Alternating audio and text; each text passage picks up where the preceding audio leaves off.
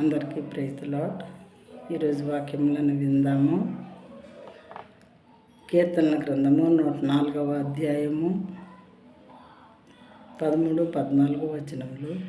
కీర్తనల గ్రంథము 104వ అధ్యాయము 13-14 వచనములు. From your lofty abode you water the mountains. From your lofty abode you water the mountains. The earth is satisfied with the fruit of your work. You cause the grass to grow for the livestock and plants for man to cultivate, that he may bring forth food from the earth. తన గదులలో నుండి ఆయన కొండలకు జలధారలు ఇచ్చును. తన గదులలో నుండి ఆయన కొండలకు జలధారలు ఇచ్చును. దేవునికి వాటర్ రూమ్స్ ఉన్నాయని దీన్ని బట్టి మనకు అర్థమవుతుంది. ఆయన కొండలకి జలధారలు ఇవ్వడానికి కొన్ని రూమ్స్లో వాటర్ స్టోర్ చేసుకొని ఉంచారు అని ఈ వాక్యాన్ని బట్టి మనకు అర్థమవుతుంది. ప్రియమైన వారలారా, తన గదులలో నుండి ఆయన కొండలకు జలధారలు ఇచ్చును. మనం చూస్తూ ఉంటాం కదా, అందమైనటువంటి కొన్ని మౌంటైన్స్ నుండి, హిల్స్ నుండి వాటర్ చక్కగా ఫ్లో అవుతూ ఉంటాం. సైట్ సీయింగ్కి వెళ్ళిన వాళ్ళకి అలాంటివి బాగా కనిపిస్తూ ఉంటాయి.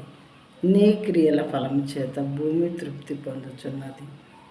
దేవుడు చేసేటటువంటి పనుల చేత భూమి తృప్తి పొందుచు ఉన్నదంట.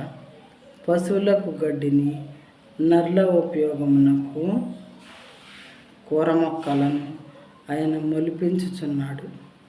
పశువులు బ్రతకవు కదా గడ్డి లేకపోతే అని చెప్పి పశువులు కూడా గడ్డిని, నర్ల ఉపయోగమునకు కూర మొక్కలను చక్కగా మనం మరి ఆకుకూరలు తింటూ ఉంటాం కదా, అలాంటివి అడవిలో కూడా చాలా ఉపయోగకరమైనవి, మనం తినడానికి యోగ్యమైనవి ఉంటాయంట. ప్రియమైన వాళ్ళారా, కూర మొక్కలను ఆయన మొలిపించుచున్నాడు.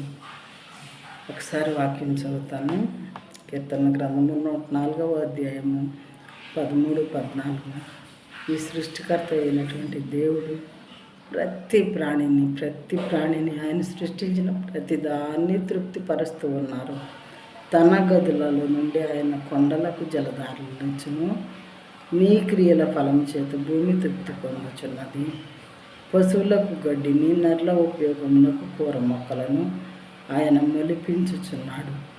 మనుషులకి తీరిక ఉండదు, కానీ దేవుడు చేసేటటువంటి కార్యాలను గురించి ఆలోచించడానికి మానవుడు ఎప్పుడూ కూడా నేను ఇప్పుడు సంపాదించుకోవాలి, నేను ఎలా సంపాదించుకోవాలి, నేను ఎలా బాగుపడాలి అని మరి డే టు డే లైఫ్లో బాగా బిజీగా ఉంటాడు.